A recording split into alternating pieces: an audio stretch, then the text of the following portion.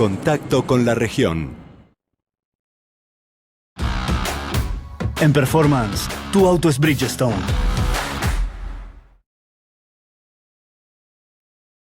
El presidente argentino, Javier Milei, responsabilizó ayer al Congreso por lo que ocurra ahora con las profundas reformas que presentó en los primeros días de su gobierno, reunidas en el Decreto de Necesidad y Urgencia, el DNU, y en la llamada Ley Ómnibus.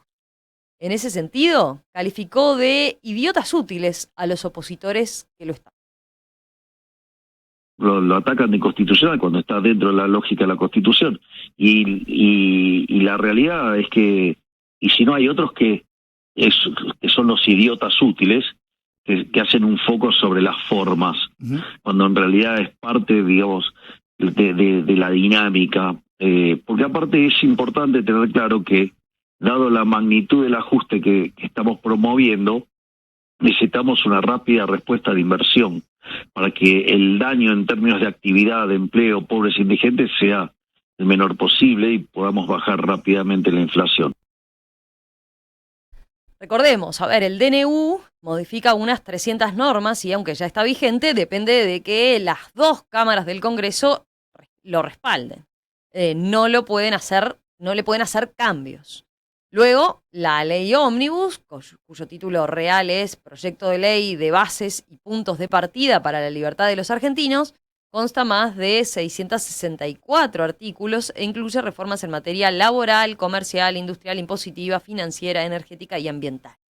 Que quede claro que ahora es su responsabilidad, dijo Milei, en referencia a los diputados y senadores, y acotó: yo hice lo que tenía que hacer, dijo el mandatario hablando con Radio Mitre, allí como lo escuchaban. Estoy confiado de que la ley va a ir para adelante. No negociamos nada, pero vamos a aceptar sugerencias para mejorar, agregó Milei. Recordemos un poco más de contexto. Esto sucede mientras entre los aliados parlamentarios del partido de gobierno y mismo dentro de esa fuerza, La Libertad Avanza, se discute cómo proceder con el tratamiento legislativo de la denominada Ley Ómnibus. Y luego de que la justicia dejara en suspenso temporalmente la reforma laboral incluida en el DNU, a partir de una medida cautelar presentada por la Central Obrera, la CGT, la Confederación General del Trabajo, ligada al peronismo. Bueno, ¿cómo sigue adelante el gobierno de Milei a pocos días de cumplir su primer mes de gobierno? ¿Qué posibilidades de salir adelante tienen sus reformas? Vamos a conversarlo ahora con nuestro corresponsal en Buenos Aires, Fernando Gutiérrez. Fernando, ¿qué tal? Buen día, ¿cómo estás? Buen día, Romina, Gastón, audiencia de Perspectiva, ¿cómo les va en este enero? Muy bien, aquí estamos, al firme. Seguramente vos con bastante más actividad e información que nosotros, ¿no? Gastón, ¿por dónde En arrancás? Argentina siempre movido, pero este verano más movido de lo habitual.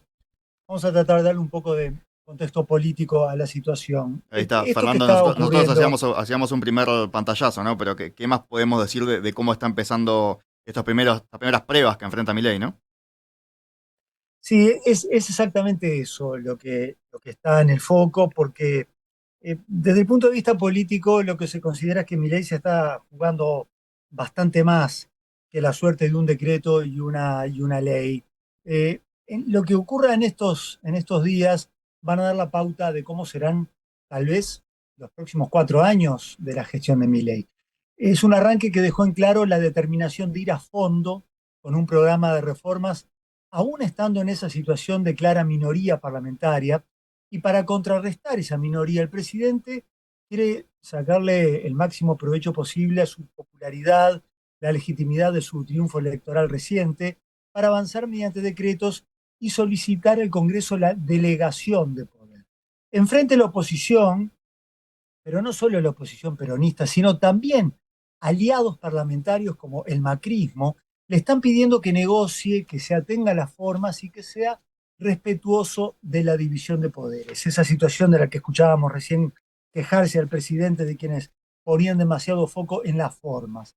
Como se esperaba, muchos de los sectores afectados específicamente por las reformas salieron ya a plantear su propuesta, y el caso más claro fue el de la dirigencia sindical, pero está lejos de ser el único, porque como son tantos los sectores a los que el decreto y la ley toca de alguna manera en su afán de desregulación, estamos escuchando quejarse desde los empresarios de la pesca hasta las empresas farmacéuticas, desde los despachantes de aduana hasta los abogados especializados en divorcio. Bueno, en fin, es una lista muy larga, así como es largo el afán reformista que tiene el decreto y la ley de estos primeros días.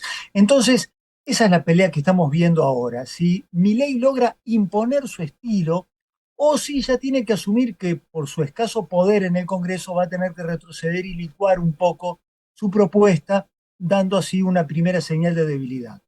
La urgencia que está demostrando Milei está justificada desde el punto de vista del gobierno por dos cuestiones, dos situaciones políticas.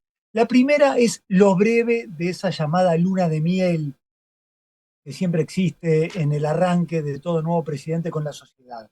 Por ahora las encuestas siguen mostrando que hay un nivel de apoyo alto, una coincidencia entre la opinión pública y el discurso presidencial, sobre todo esa caracterización de la culpa de las malas políticas del gobierno anterior, pero se sabe que esa percepción puede cambiar rápidamente y se cree que hay ciertos temas que si no se hacen ahora, difícilmente encuentren consenso social como para que se pueda avanzar más adelante. Por ejemplo, recortes en la nómina de empleados públicos o la preparación para la privatización de empresas estatales. En el gobierno hay certeza de que si no se logra avanzar ya, no se va a poder avanzar luego.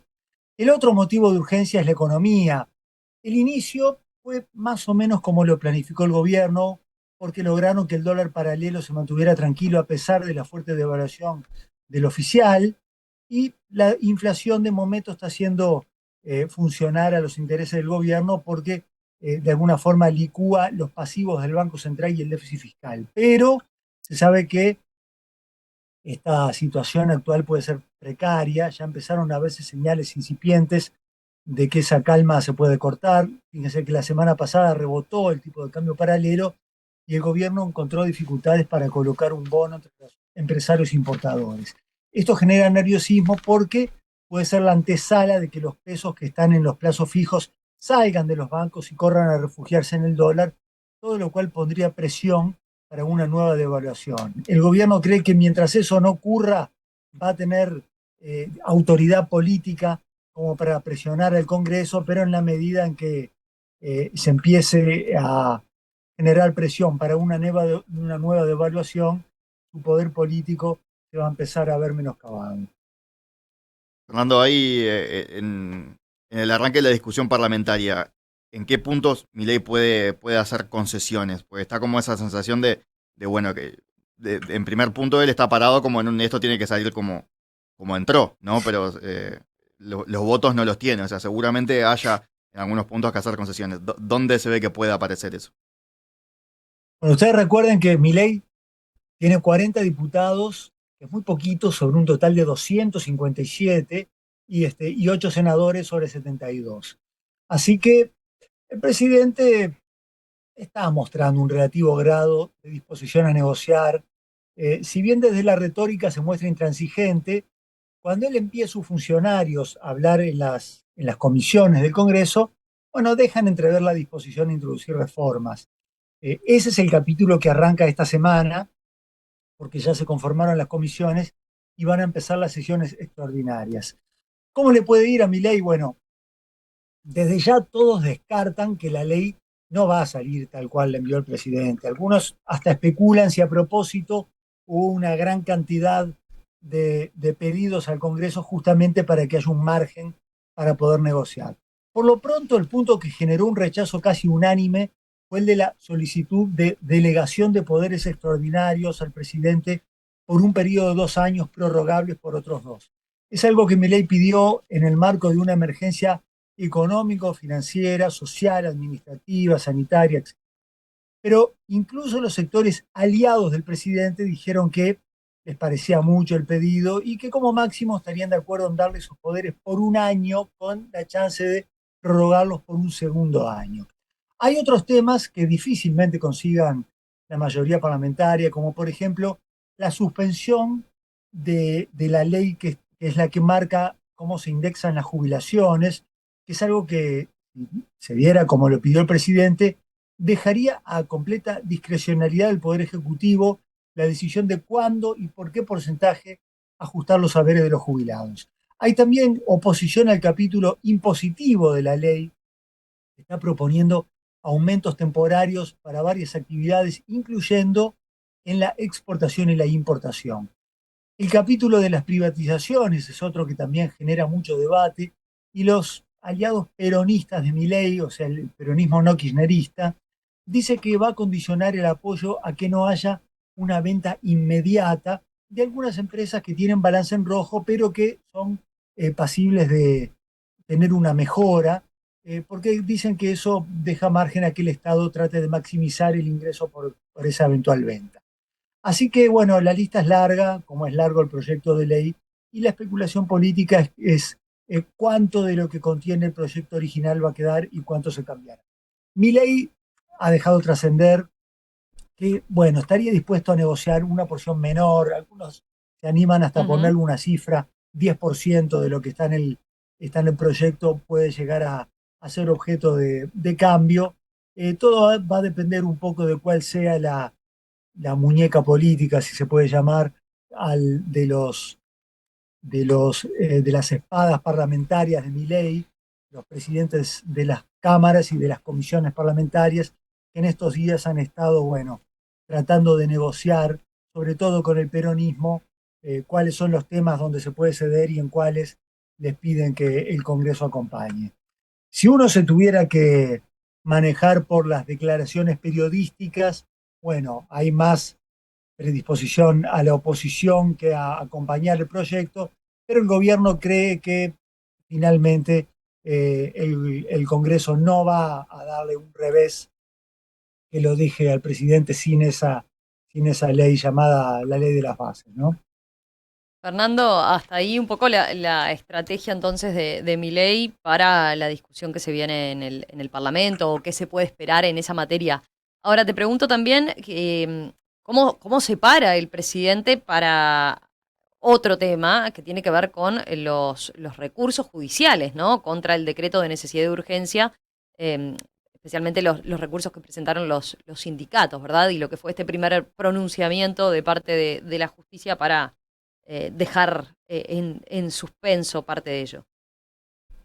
Bueno, ese DNU, les recuerdo, tiene, si bien es muy variado, el denominador común es el afán de desregulación de la economía, muy extenso, 366 artículos, y allí la principal preocupación del gobierno no es tanto la posibilidad de encontrar un freno en el Congreso, aunque tiene que pasar por el filtro del Poder Legislativo, pero sobre todo la preocupación es el Poder Judicial, que ya dio lugar a amparos presentados por las dos centrales sindicales, la CGT, ligada al peronismo, y la CTA, más ligada a la izquierda, alegando que el gobierno no tenía autoridad para modificar por decreto la legislación de trabajo. Los jueces de una Cámara del Fuero Laboral establecieron la cautelar, es decir, todo el capítulo de reforma del marco legal de trabajo queda sin efecto hasta que haya una resolución sobre la cuestión de fondo. Pero para esta Cámara, no está justificado ni la necesidad ni la urgencia de una reforma laboral cuyos resultados sobre el empleo no se van a ver de inmediato. Ahora el gobierno está dando la pelea, podríamos llamarla por la opinión pública, porque acusa a los dirigentes sindicales de no estar defendiendo, como dicen, los derechos de los trabajadores, sino sus propios privilegios, porque el decreto deroga algunos temas que afectan al sindicalismo en su faz financiera, digamos, ¿no? El decreto deroga el descuento salarial obligatorio para aportar al sindicato, que es algo que tienen hoy todos los asalariados, y también deroga la obligatoriedad de aportar dinero a la cobertura médica sindical y hace que las obras sociales de los sindicatos tengan que competir con las empresas privadas de medicina prepaga. Pero la pelea más importante es la que está librando el gobierno dentro de las propias oficinas del Poder Judicial. El objetivo que tiene es que todos estos recursos contra el DNU no tramiten por el fuero laboral o por otros fueros específicos de los sectores que están planteando recursos legales, sino que todo se englobe y se canalice por el fuero contencioso administrativo, donde presume que va a tener mejores posibilidades políticas para obtener fallos favorables que, por ejemplo, en el fuero laboral. De momento, el DNU está vigente, ya entró en vigencia a fin de año, salvo por esos capítulos que fueron objeto de la medida cautelar. Y bueno, la cuestión de fondo recién va a tener que esperar hasta que esté terminada la feria judicial. Y bueno, y ahí, suponiendo que no tenga, que el gobierno no logre antes frenarlo a través de la Cámara del Fuero de lo Contencioso Administrativo, va a haber que esperar a que se expida la Corte Suprema de Justicia.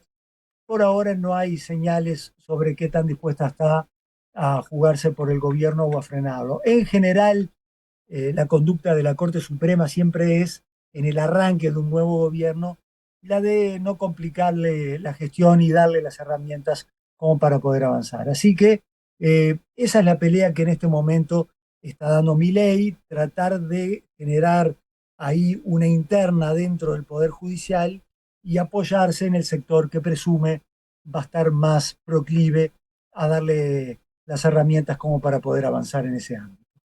Fernando, y un último punto que Romina ya lo dejaba un poco planteado ahí en la introducción, es que ya hay alguna intriga palaciega, ¿no? Que es algo que en Argentina les gusta bastante. No un mes de gobierno y ya se habla de una primera fisura a la interna del gobierno, la Libertad Avanza, ¿no? Sí, sí, ya se está viendo una diferencia entre un sector, llamémosle intransigente, liderado por el propio Milei, y otro más dialoguista, encabezado o cuya figura más visible es la vicepresidenta Victoria Villarruel. El sector duro sostiene que hay que aferrarse al principio de si no se cambia todo, no se cambia nada. Es decir, no quieren reformismo a medias, sino que están convencidos de que la legitimidad electoral le da al gobierno la posibilidad de avanzar a fondo. En ese grupo destaca también la figura de Federico Sturzenegger, un economista admirado por Milei, expresidente del Banco Central, y que es el verdadero ideólogo tanto del DNU, de la desregulación, como de la llamada ley Ómnibus. En el otro sector predomina una voluntad de establecer prioridades de manera de focalizarse en los temas más importantes y guardar los secundarios o los no tan urgentes como para hacer alguna concesión a la oposición. Se supo que ese tema estuvo sobre la mesa la semana pasada en una reunión de gabinete y bueno, ya quedaron un poco en evidencia esas primeras diferencias. Pero lo que más generó comentarios es un presunto acercamiento de la vicepresidenta Villarruel con el ex mandatario Mauricio Macri. Hubo un par de encuentros secretos de los que no estaba enterado Milei, o por lo menos Villarruel no le pidió permiso a Milei para reunirse con Macri. El asunto, como siempre sucede, se terminó filtrando a la prensa. Dicen que generó malestar en el presidente y lo que se comenta es que Macri sondeó a Villarruel para saber si en la eventualidad de que la situación social se deteriore y que Milei perdiera antes de lo previsto su base de apoyo social, bueno, en fin, si ella estaría dispuesta a asumir la presidencia con un apoyo político en el Congreso del sector de Macri. Así que, como se pueden imaginar, eso ya generó ripideces, inquietud interna. Naturalmente, cuando se le pregunta a la gente del gobierno, ellos, estos delante de los micrófonos, niegan que haya diferencias internas, pero quedó planteada esa primera fisura entre, como les gusta decir a los argentinos, el sector de halcones y palomas. No hay palomas propiamente dichas dentro del sector de Milei, pero bueno, esa primera gran diferencia quedó planteada desde el arranque, ¿no? Fernando, gracias como siempre por este análisis, por esta puesta a punto entonces de cómo vienen estos primeros días del gobierno de Javier Milei. Volvemos a escucharte el miércoles seguramente. Te mandamos un abrazo. Un abrazo para ustedes,